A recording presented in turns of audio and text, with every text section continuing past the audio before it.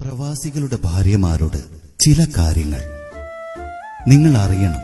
കൂടി വരുന്ന ഹൃദയാഘാത മരണങ്ങൾ, സ്ട്രോക്ക്, ആത്മഹത്യ, അപകട മരണങ്ങൾ. അപ്പോൾ നിങ്ങൾ ചോദിച്ചേക്കാം, ഇതിൽ ഞങ്ങളുടെ പങ്കെന്താണ്? ഉണ്ട്, നിങ്ങളിൽ പലർക്കുമുണ്ട് നല്ല പങ്ക്. കുട്ടിക്ക് വരുന്ന പനി മുതൽ അമ്മായി പോരും നാത്തൂൻ പോരും എല്ലാം തന്നെ അതിരാവിലെ മിസ് കോൾ വിട്ടും വാട്സപ്പ് വഴിയും അറിയിച്ച് നിങ്ങളുടെ ഭർത്താവിന്റെ മനസ്സിൽ അതിരാവിലെ ടെൻഷൻ കയറ്റി നിങ്ങളുടെ മനസ്സിലെ ഭാരം ഇറക്കി വയ്ക്കും. ഓർക്കുക, നിങ്ങളുടെ ഭർത്താവിന്റെ ജോലിയുടെ സ്വഭാവം.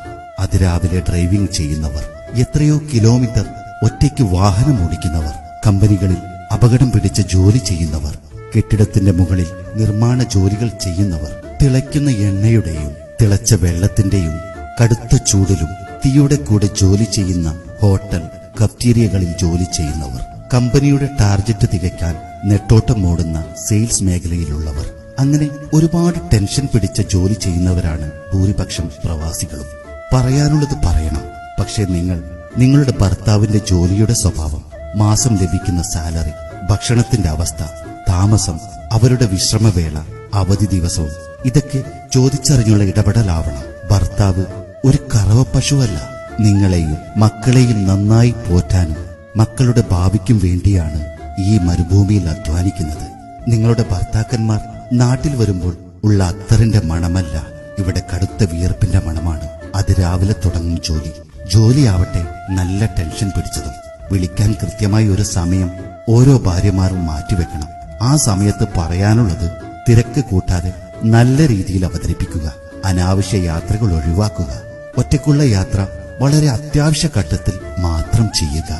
ചിലവുകൾ 3 തരംതിരിക്കുക: ആവശ്യം, അത്യാവശ്യം, അനാവശ്യം. അതിൽ 2 മാറ്റി നിർത്തുക: ആവശ്യം, അനാവശ്യം. കല്യാണം, കുട്ടിയെ കാണാൻ പോക്ക്, വീട്ടുകൂടൽ എന്നിവയിലുള്ള വീട്ടിൽ പോകുമ്പോൾ സമ്മാനങ്ങൾ ഒഴിവാക്കുക.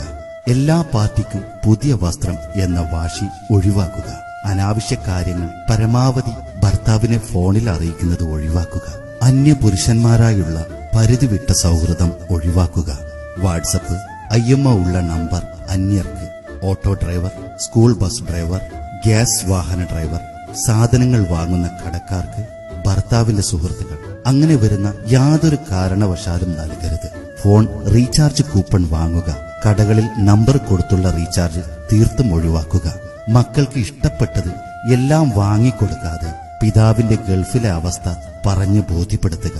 അതിരാവിലെ യാതൊരു കാരണവശാലും നാട്ടിലെ പ്രയാസങ്ങൾ ഭർത്താവിനെ അറിയിക്കാതിരിക്കുക. കാരണം അവരുടെ മാനസികാവസ്ഥ മാറും, ജോലിയിൽ ശ്രദ്ധ മാറും, അപകട മരണങ്ങൾ സംഭവിക്കാൻ സാധ്യത വളരെ കൂടുതലാണ്. മാത്രമല്ല, അമിത ടെൻഷൻ കാരണം സ്ട്രോക്ക്, ഹൃദയാഘാതം എന്നിവയ്ക്ക് സാധ്യത കൂടുതൽ. പിന്നെ ഭാര്യയുമായി ഫോണിൽ തർക്കിക്കുമ്പോൾ പെണ്ണുങ്ങൾ ക്ഷമ പാലിക്കുക. നിങ്ങളുടെ വാശി ഒരുപക്ഷെ ജീവിതം തന്നെ മാറ്റിമറിയാം. പിന്നെ ഫാമിലി ഗ്രൂപ്പിൽ പെണ്ണുങ്ങൾ ഒഴിവില്ലാതെ കിടന്ന് അലക്കുന്നത് ഗൾഫിലെ ഭർത്താക്കന്മാർക്ക് അത്ര സുഖകരം ആവില്ല. ചിലർക്ക് പ്രശ്നമുണ്ടാവില്ല. അതിലൊക്കെ വളരെ മിതത്വം പാലിക്കുക. താന്തോന്നിയായ ജീവിതശൈലി ഉണ്ടെങ്കിൽ മാറ്റുക. പ്രവാസം കടുത്ത പ്രയാസങ്ങൾ നേരിട്ടുകൊണ്ടിരിക്കുന്നു. പലർക്കും ഇക്കാമ കാലാവധി കഴിഞ്ഞു, കൃത്യമായി സാലറി ലഭിക്കുന്നില്ല. ഇതിന്റെയൊക്കെ കടുത്ത മാനസിക സംഘർഷം നേരിടുന്ന ഓരോ പ്രവാസിക്കും ആശ്വാസം അവരുടെ സ്നേഹനിധികളായ ഭാര്യയാണ്. സ്നേഹത്തോടെ നിങ്ങളുടെ സ്വന്തം അസ്ലം ചട്ടൻചാൽ. നിങ്ങൾ ഇതുവരെ കേട്ടത് വാട്സപ്പിൽ നിന്ന് കിട്ടിയ ഒരു ചെറു ലേഖനത്തിന്റെ ശബ്ദാവിഷ്കാരം. ഇത് എഴുതിയ ആ മഹാവ്യക്തിക്ക് ഇത് സമർപ്പിച്ചുകൊണ്ട് സ്നേഹത്തോടെ നിങ്ങളുടെ സ്വന്തം അസ്ലം ചട്ടൻചാൽ.